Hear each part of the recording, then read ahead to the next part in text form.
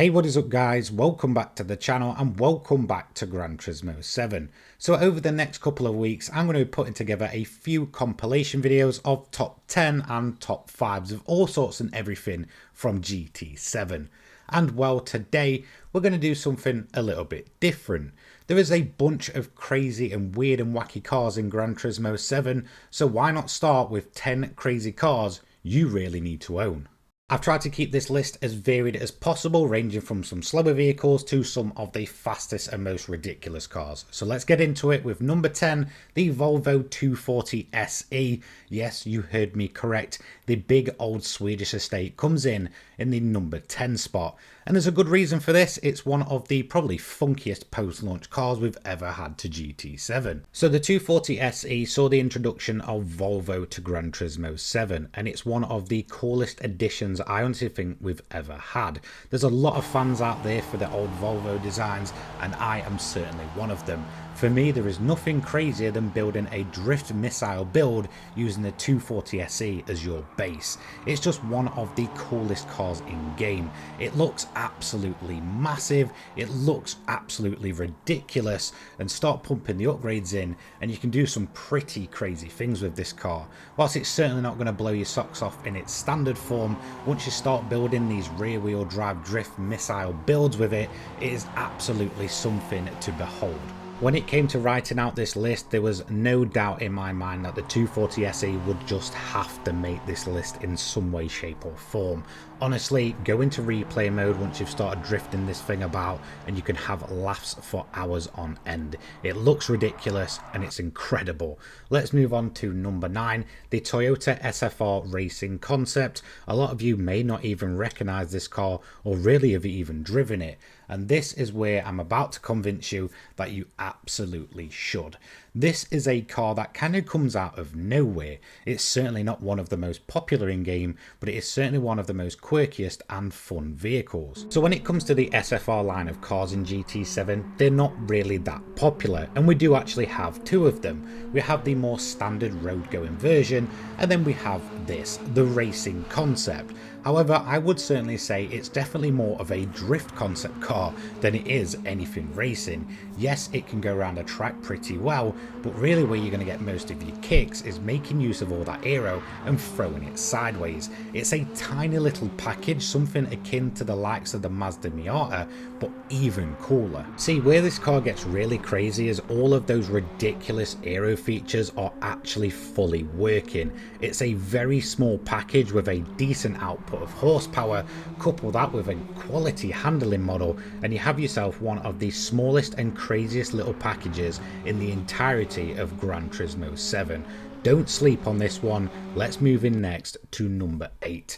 Of course, it has to be the shifter car. These are absolutely, I guess, legendary at this point in the more modern versions of Gran Turismo. Now, honestly, when it comes to small packages, nothing gets smaller than the shifter car in GT7. It's an absolutely ridiculous little machine, and you've probably taken part in the likes of daily races featuring it, knowing that it always brings along the carnage.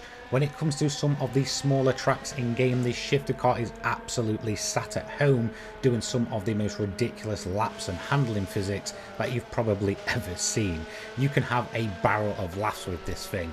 I once did an entire league just based on the racing karts, and it was one of the most enjoyable things I've ever done in the entirety of GT7.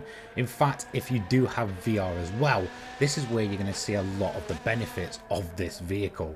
Strapping yourself in that low to the floor in VR really is something to behold. And honestly, because it does have a relatively low top speed and a ton of acceleration, of course, it is just one of those cars that you don't really ever need the brake with. You just need to absolutely put your throttle down, get ready to handle it like no tomorrow, grab the bull by the horns and just go for it. That is where the most fun and craziness comes out of the shifter car in Gran Turismo. In at number 7, we're keeping along the kind of kart theme, the Honda 2 and 4.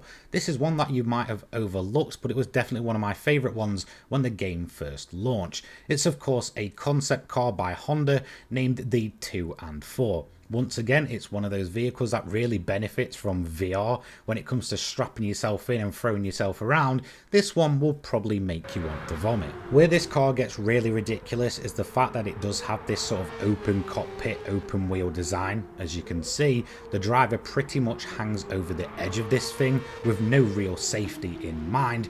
You also couple that with a high revving bike sport engine that I believe tops out around about 12,000 RPM, rear wheel drive, and wanting to drift all the time.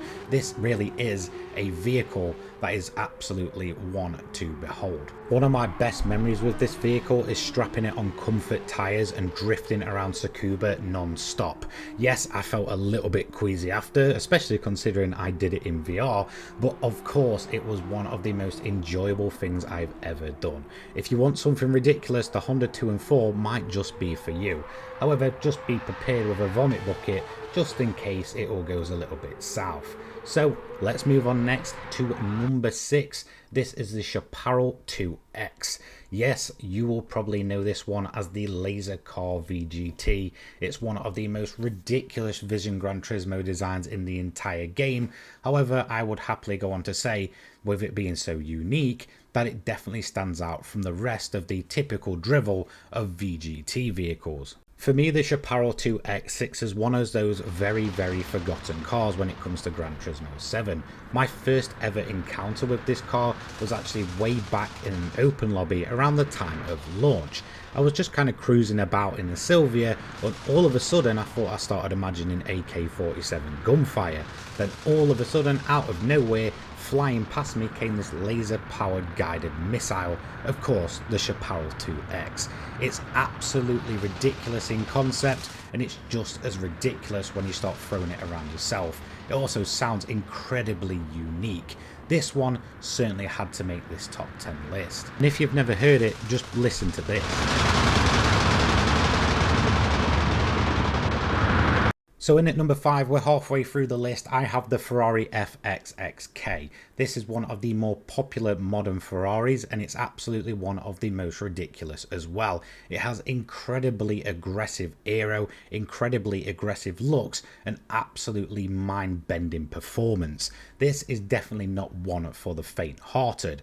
And the reason it made it onto the list is just because with the new physics, this car has become incredibly good. When GT7 first launched, this was one of the cars that I absolutely hated. It was in fact one of the only vehicles to make me turn on traction control, and it was almost at the point where it was so powerful that it was pretty much uncontrollable.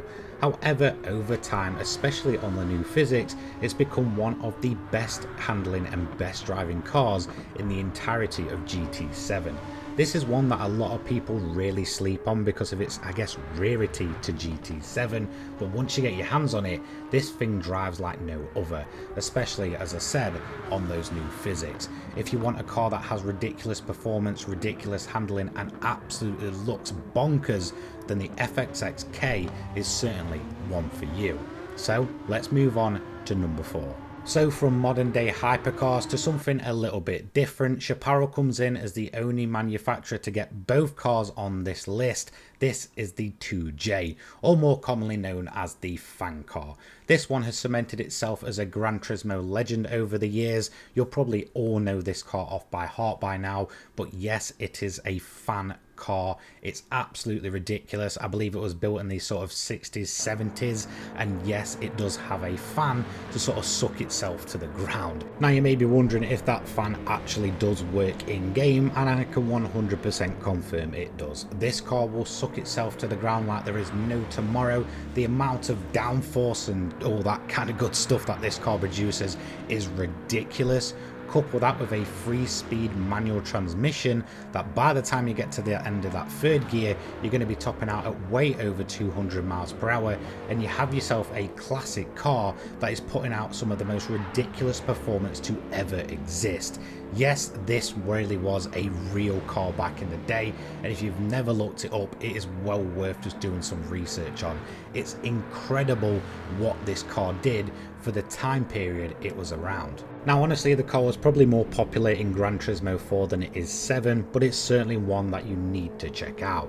So let's move on to number 3, taking the bronze spot on this list, of course, is the legendary Mazda 787B. Yes, of course, the legendary Le Mans race winner had to make this list as one of the craziest cars in game. It has one of the most beautiful engine notes in game, ridiculously high top speed, especially in comparison to its other Group C counterparts, and is perhaps one of the best overall vehicles in the entirety of GT7.